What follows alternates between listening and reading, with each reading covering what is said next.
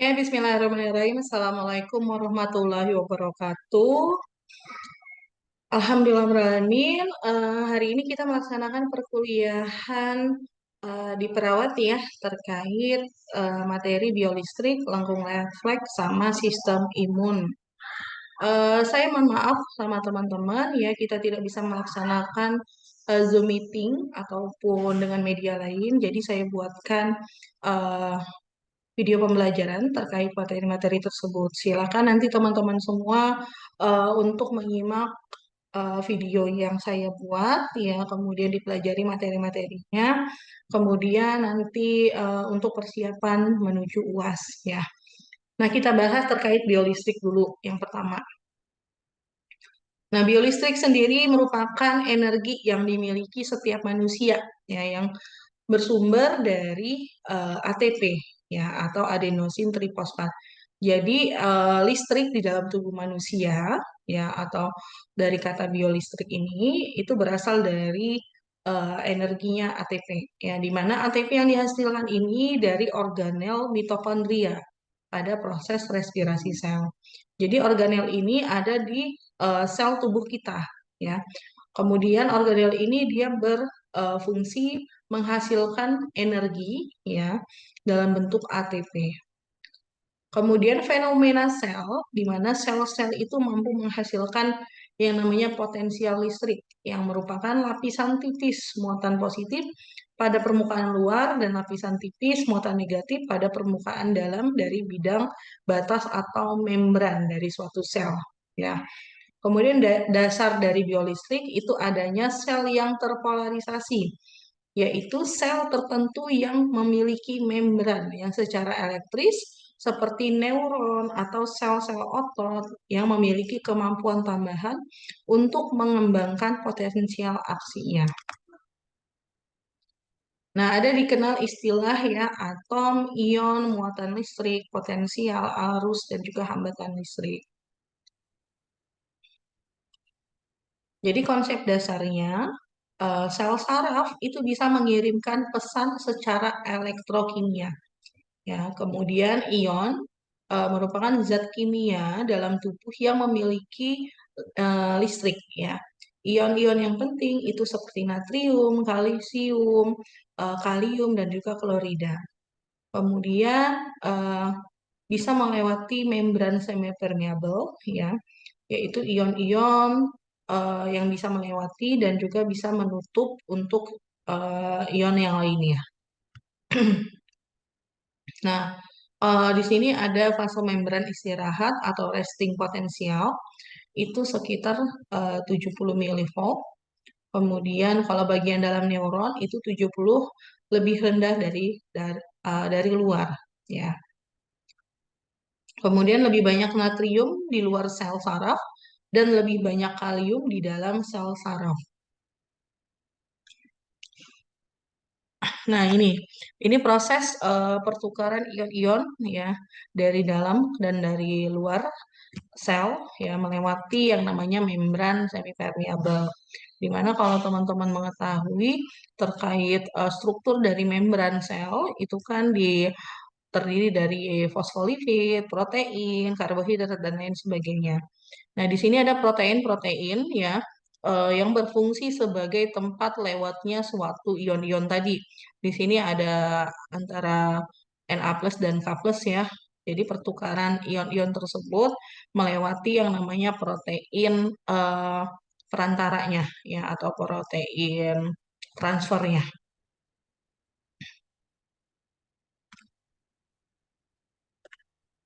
Nah, ini ada ya eh, ion channel ya, ada Na plus ya. Jadi prosesnya itu di sini ada untuk perpindahan ion-ion tersebut dari luar ke dalam sel, baik dari luar ya ataupun dari dalam.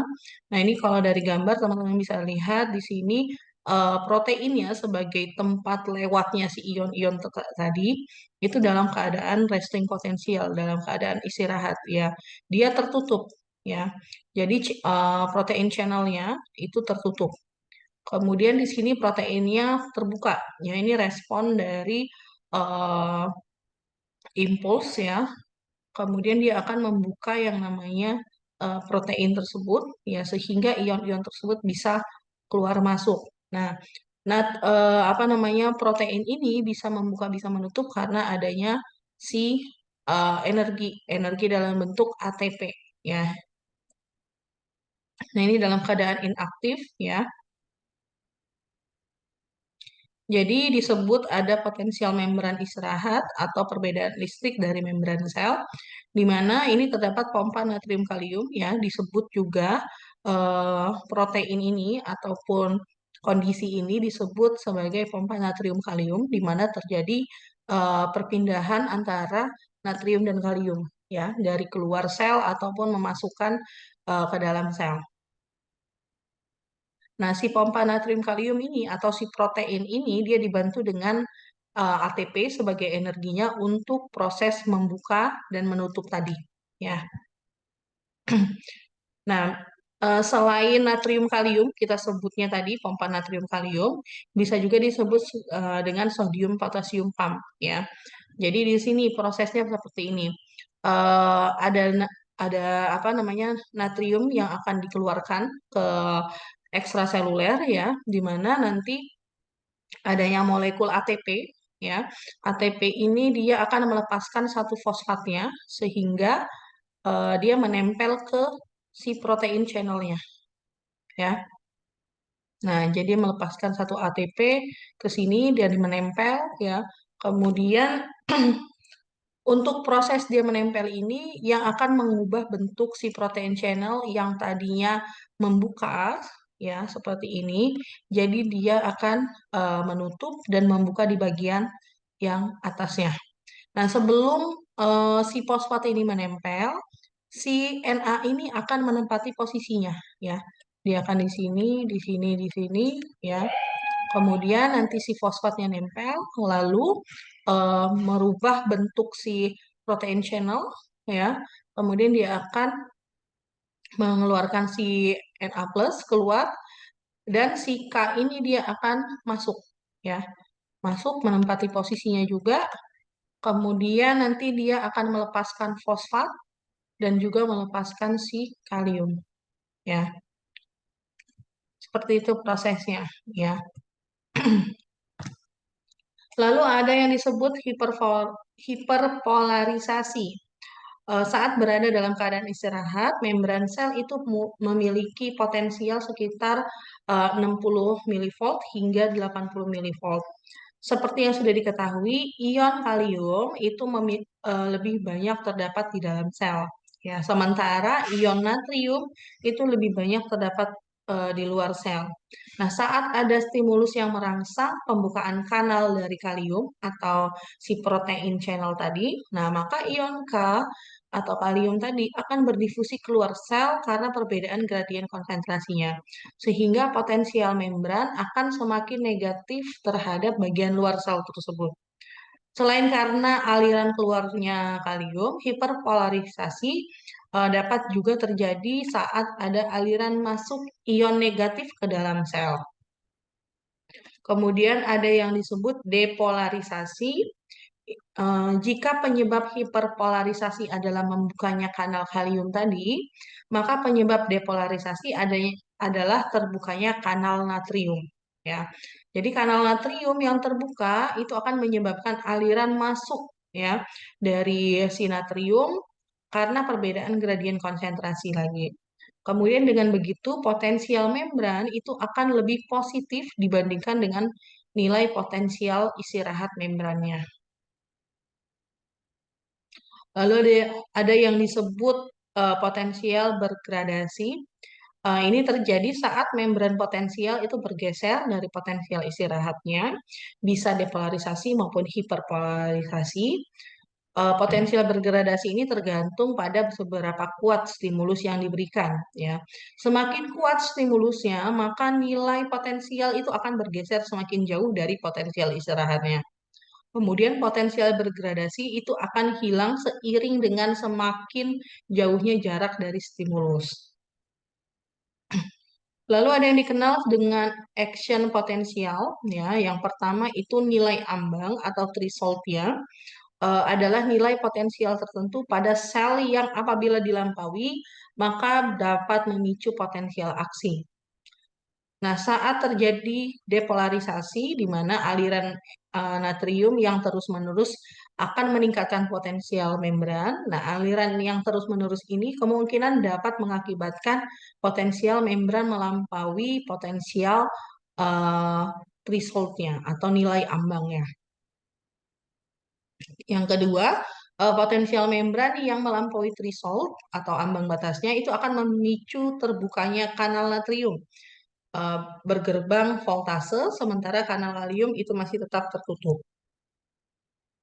Kemudian yang ketiga, pada nilai potensial tertentu, kanal kalium gerbang voltasenya itu akan terbuka, sementara kanal natrium itu akan terinaktivasi. Ya, kalium di dalam sel akan bergerak menuju keluar sel sehingga potensial membran itu akan kembali turun. Lalu walaupun sudah mencapai potensial istirahatnya, ada beberapa kanal kalium yang masih tetap terbuka sehingga masih mengakibatkan aliran ion kalium itu keluar dari membran sel. Lalu potensial sel itu akan terus-menerus menurun ya hingga menjadi lebih negatif dibandingkan dengan potensial istirahatnya. Nah, fase ini dinamakan fase undershoot. Yang kelima, potensial membran kemudian kembali ke potensial istirahat dengan memanfaatkan dari pompa natrium kalium, ya. Kemudian potensial aksi tidak bergantung pada seberapa kuat stimulus yang diberikan. Nah, prinsip ini disebut sebagai all or none, ya. Nah, ini gambarannya ya dari uh, threshold tadi, ambang batas potensialnya, kemudian depolarisasi, repolarisasi, hiperpolarisasi, dan lain sebagainya, ya. Nah, di sini dia mencapai potensial aksinya pada ambang batas sekian. Nah, ini ada potensial aksi dari uh, neuron motor ya, atau saraf motorik ya.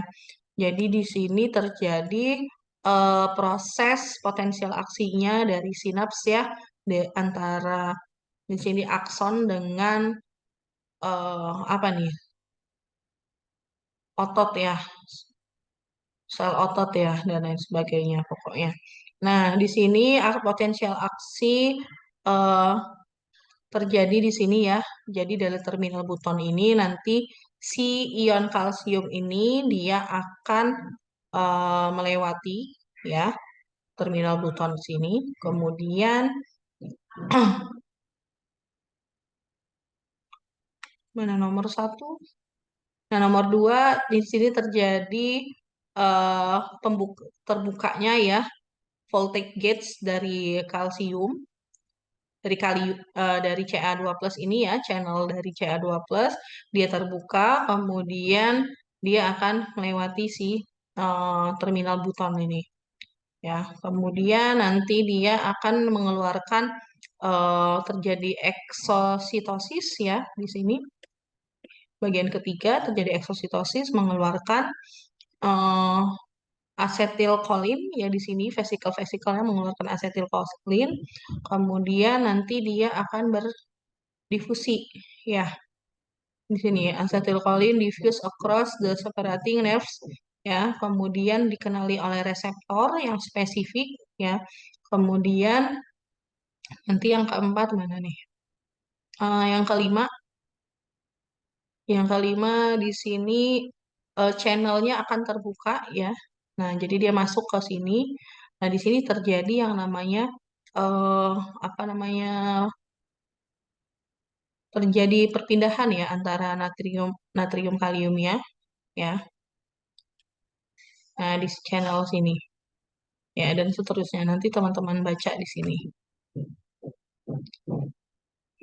Jadi intinya konsep dari biolistrik ya, voltage itu kan tegangan ya. Jadi tegangan listrik atau potensial listrik itu bisa dihasilkan oleh sel-sel tubuh kita ya. Nah, tegangan yang dihasilkan itu disebut sebagai tegangan bio atau biopotensial ya. Tegangan yang paling besar dihasilkan oleh sel-sel saraf dan juga sel-sel otot ya. Nah, tegangan yang terjadi pada sel selanjutnya disebut sebagai tegangan sel atau sel potensial, ya. Itu terus-menerus terjaga keberadaannya dan untuk menjaganya sejumlah besar energi itu dibutuhkan, ya. Kemudian jadi energi yang disuplai ke dalam tubuh itu paling tidak 25% digunakan untuk menjaga kehadiran tegangan pada sel kita. Kemudian tegangan sel itu dapat bertahan konstan dalam jangka waktu yang lama, namun bisa juga diubah melalui suatu perlakuan internal maupun eksternal dalam bentuk gangguan ataupun rangsangan. Ya. Nah, pengubahan nilai tegangan pada sel itu bisa menghasilkan suatu pulsa atau tegangan. Ya. Nah, efek yang ditimbulkan oleh pengubahan tegangan ini sangat bergantung pada jenis selnya. Kalau sel-sel saraf, ya, oleh karena itu pengubahan nilai tegangan selnya bisa menghasilkan tegangan yang dapat dirambatkan ke berbagai sel lainnya untuk memberikan informasi tentang hal-hal yang dirasakan oleh panca indera. Ya. Kemudian aktivitas sel-sel ditentukan oleh keadaan tegangan yang dihasilkannya dan dapat diukur melalui suatu alat pengukur yaitu puls tegangan. Kemudian kemampuan dari neurons itu bisa menghantarkan isyarat biolistrik yang sangat penting, ya. Ada transmisi sinyal biolistrik yang mempunyai sebuah alat yang dinamakan dendris yang berfungsi mentransmisikan isyarat dari sensor ke neuron. Kemudian stimulus untuk men-trigger neuron dapat berupa tekanan, perubahan temperatur, dan isyarat listrik dari neuron lainnya. Lalu aktivasi biolistrik pada suatu otot dapat menyebar ke seluruh tubuh seperti gelombang pada permukaan air. Lalu pengamatan listrik tersebut dapat dilakukan dengan memasang beberapa elektroda pada permukaan kulit, ya. Isyarat listrik yang dihasilkan dapat untuk mendiagnosis gejala epilepsi, tumor, gegar otak, kelainan otak, dan lain sebagainya. Nah, ada dua alat ya di sini, ada EEG atau alat elektroensepalogram. Nah, alat ini digunakan untuk merekam puls tegangan yang dihasilkan oleh aktivitas sel-sel saraf otak. Sedangkan ECG atau elektrokardiogram ini untuk merekam puls-puls tegangan yang dihasilkan oleh aktivitas sel-sel otot, khususnya otot jantung.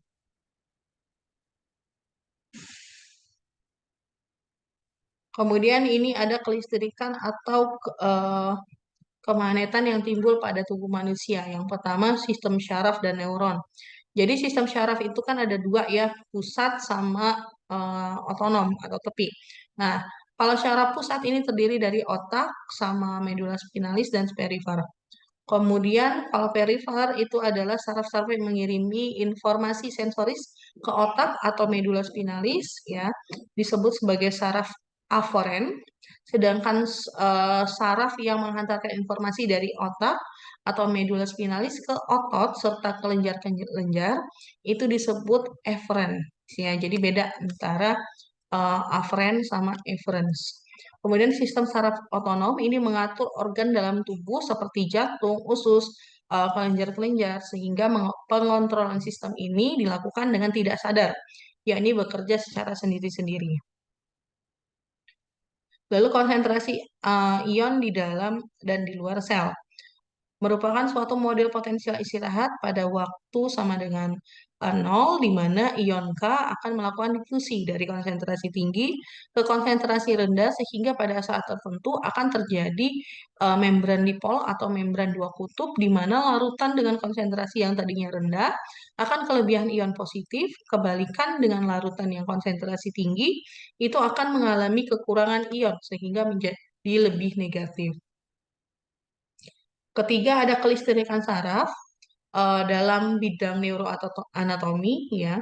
Itu akan dibicarakan kecepatan impuls dari serat saraf, ya. Serat saraf yang berdiameter yang besar itu memiliki kemampuan menghantarkan impuls lebih cepat daripada saraf-saraf yang mempunyai diameter yang lebih kecil. Kemudian dengan menggunakan mikroskop elektron, serat saraf itu dibagi dalam dua tipe, ya. serta saraf yang bermielin dan ada yang tidak bermielin. Ya, jadi pembungkus dari si akson tersebut. Jadi kalau teman-teman mengetahui sel saraf ya, jadi sel saraf itu kan ada dendritik, ada inti selnya, ada si aksonnya, ya kemudian ada yang diselubungi oleh mielin, ada yang tidak, ya. Kemudian perambatan potensial aksi. Potensial aksi dapat terjadi apabila suatu daerah membran, saraf, atau otot mendapat rangsangan mencapai nilai ambang. Ya. Potensial aksi itu sendiri mempunyai kemampuan untuk merangsang daerah sekitar sel membran untuk mencapai nilai ambangnya. Dengan demikian dapat terjadi perambatan potensial aksi ke segala jurusan sel membran. Nah, keadaan ini disebut sebagai perambatan potensial aksi atau gelombang depolarisasi. Lalu ada perambatan potensial aksi, lanjutannya ya. Setelah timbul potensial aksi, ya, sel membran itu akan mengalami repolarisasi dan disebut sebagai suatu tingkat refraktor. Nah, tingkat refraktor ini ada dua fase. Yang pertama periode absolut, yang satunya relatif. Relatif ya. Kalau absolut ini selama periode ini tidak ada rangsangan, tidak ada unsur kekuatan untuk menghasilkan potensial aksi lainnya. Sedangkan yang relatif setelah membran mendekati repolarisasi seluruhnya, maka dari periode refraktor terabsolut akan menjadi refraktor refraktif ya. Dan apabila stimulus yang kuat secara normal akan menghasilkan potensial aksi yang baru. Lalu yang kelima ada kelistrikan pada sinapsis dan neuronal neuron junction ya. Jadi hubungan antara dua buah sel saraf itu disebut sinapsis ya. Kemudian berakhirnya syaraf pada sel otot atau hubungan syaraf dengan otot itu disebut neuromial junction ya, junction. Kemudian baik sinapsis maupun neuromial junction ini punya kemampuan meneruskan gelombang depolarisasi dengan cara lompat dari satu sel ke sel yang berikutnya. Kemudian gelombang depolarisasi ini penting pada sel membran otot ya karena pada waktu terjadi depolarisasi zat kimia terdapat pada otot akan bergetar atau ke-trigger ya atau berdenyut sehingga menyebabkan kontraksi otot dan setelah itu akan terjadi repolarisasi sel otot hal mana otot akan mengalami relaksasi. Kemudian ada kelistrikan otot jantung. Jadi sel membran otot jantung sangat berbeda dengan saraf dan otot bergaris. Ya, pada saraf maupun otot bergaris dalam keadaan potensial membran istirahat dilakukan rangsangan, maka ion-ion Na+ akan masuk ke dalam sel dan setelah mencapai nilai ambang akan timbul depolarisasi. Sedangkan pada sel otot jantung, ion Na+ itu mudah terjadi kebocoran sehingga terjadi repolarisasi yang komplit. Ya, ion Na+ itu akan perlahan-lahan masuk kembali ke dalam sel dengan akibat terjadi gejala depolarisasi secara spontan sampai mencapai nilai ambang dan terjadi potensial aksi tanpa memerlukan rangsangan dari luar. Yang ketujuh ada elektroda. Untuk mengukur potensial aksi secara baik dipergunakan elektroda. Ya, kegunaan elektroda ini bisa memindahkan transmisi ion ke penyalur elektron lainnya. Nah, bahan yang dipakai sebagai elektroda adalah perak atau tembaga. Kemudian apabila sebuah elektroda tembaga dan sebuah elektroda perak dicelupkan ke dalam larutan, misalnya larutan elektrolit seimbang cairan tubuh, itu maka akan terjadi perbedaan potensial antara kedua elektroda tersebut. Nah, perbedaan potensial ini kira-kira sama dengan perbedaan potensial antara kedua elektroda tersebut. Perbedaan potensial ini eh, kira-kira sama dengan perbedaan antara potensial kontak kedua logam tersebut disebut potensial offset elektroda. Nah, itu tadi sedikit terkait konsep biolistrik, terus listrik dalam tubuh kita yang disebut biolistrik itu yang seperti apa, ya.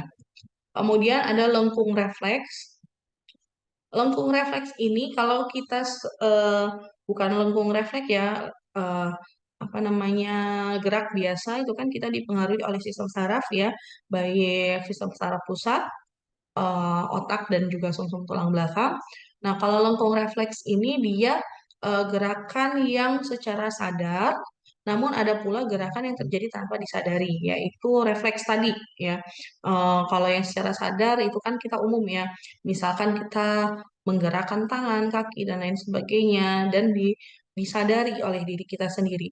Sedangkan kalau gerak refleks ini eh, gerakan tanpa disadari ya. Jadi impuls pada gerakan sadar melalui jalan yang panjang.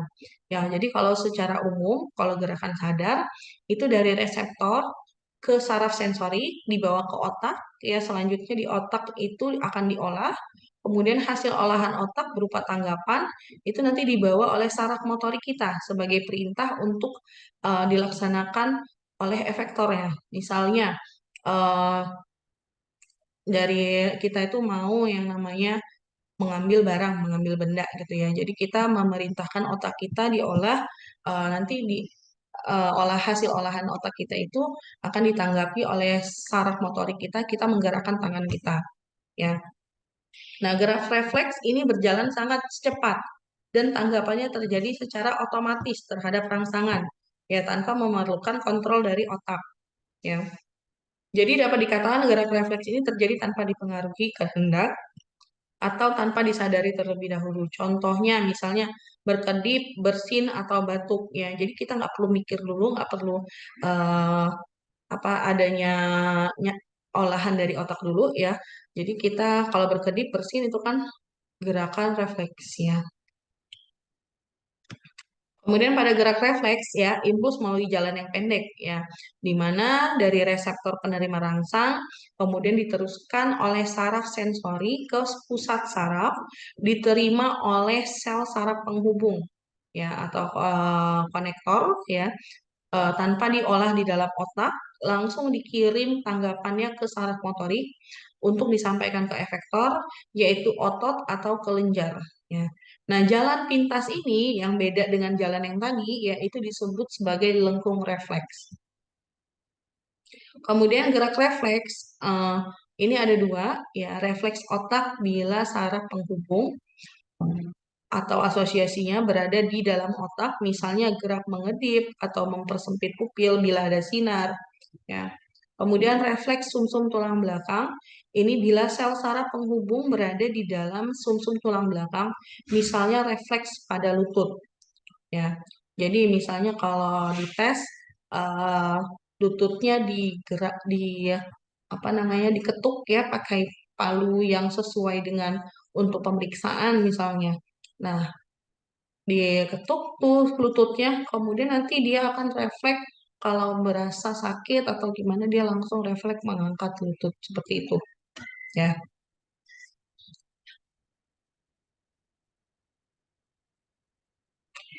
Refleks merupakan suatu bentuk respon yang segera, baik motorik maupun sekretorik terhadap impuls dari saraf sensorik afferents ya. Refleks juga suatu jalur saraf yang sederhana ya, stimulus yang akan disampaikan ke medula spinalis, kemudian sinyal akan disampaikan baik ke otak maupun ke saraf efferents sebagai pemegang kendali otot-otot yang berpengaruh oleh stimulus. Nah, dengan demikian tanpa adanya intervensi dari otak, otot dapat berkontraksi sebagai respon dari stimulus ya. Tidak adanya intervensi dari otak sehingga membuat refleks dapat terjadi secara cepat di luar kesadaran kita.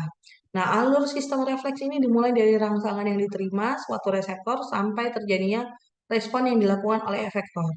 Nah, suatu sistem alur tersebut dinamakan lengkung refleks atau refleks arch ya.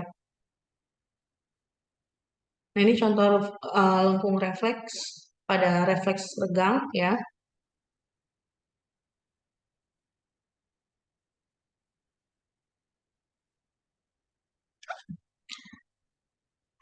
Lalu lengkung refleks ini terdiri dari alat indera, saraf efferents, kemudian satu atau lebih sinaps yang terdapat di susunan saraf pusat atau di ganglion simpatis, kemudian saraf efferent dan juga efektor.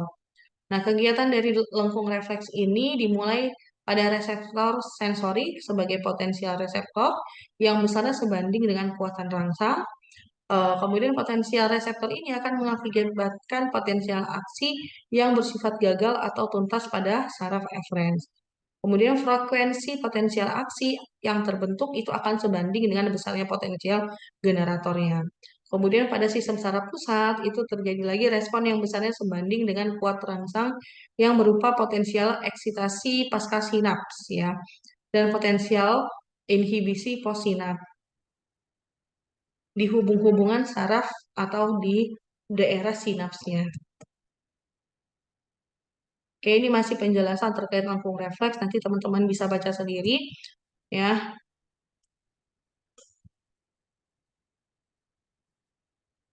Nah, ini tadi contoh yang saya jelaskan ya. Misalnya di sini mau distimulasi apakah eh, lengkung refleksnya bekerja ya. Jadi di sini di kalau di pemeriksaan gitu, nih lututnya dipukul dengan sebuah palu ya untuk pemeriksaan. Kemudian nanti dia akan merasakan ya ada apa namanya reseptornya di sini merasakan, kemudian nanti akan eh, saraf sensorik ya. Jadi melalui yang namanya saraf penghubung, dia nggak ke otak dulu ya, nggak ke otak, jadi langsung penghubung. Kemudian nanti dia akan eh, ke motorik ya, kemudian nanti akan masuk ke efektornya, ke otot ya, sehingga lutut kita yang tadi dipukul itu refleks akan menggerakkan kaki ke atas kayak gitu ya. Ataupun contohnya misalnya teman-teman memegang panci yang panas ya. Jadi ada panci panas nih, nggak tahu nih kalau itu panas ya. Jadi kan kita pegang langsung megang aja tuh pancinya tanpa tahu itu panas. Ya saat kita megang panci panas, kan kita refleks langsung melepaskannya lagi gitu ya. Nah, gerak refleks itu kan tanpa disadari ya. Jadi kita langsung refleks tanpa melalui olahan otak. Jadi dari sensori masuk ke apa namanya penghubung tadi ya, kemudian langsung ke motorik, langsung otot ke efektornya atau otot ya. Jadi kita refleks langsung menggerakkan tangan kita untuk melepaskan panji tersebut. Ya, atau kalau misalnya ketusuk paku, kakinya ketusuk paku ya, ada paku di bawah atau ada benda tajam ya. Kemudian kan kita nggak tahu tuh. Terus keinjak nih nggak sengaja, pasti refleks kita langsung ngangkat kaki kita langsung ya. Oke, ini masih penjelasan ya. Nanti teman-teman bisa baca. Intinya seperti itu. Lengkung refleks itu seperti apa? Beda dengan eh, gerakan sadar yang biasanya ya, yang melalui sistem saraf pusat akan diolah di otak dan lain sebagainya. Kalau yang namanya refleks atau lengkung refleks ini tidak seperti gerak biasa ya. Oke, selesai materinya terkait lengkung refleks dan juga konsep biolistrik. Selanjutnya nanti materi berikutnya akan ada video yang lain. Terima kasih atas kehadirannya. Saya akhiri wabillahi taufiq wal hidayah. Wassalamualaikum warahmatullahi wabarakatuh.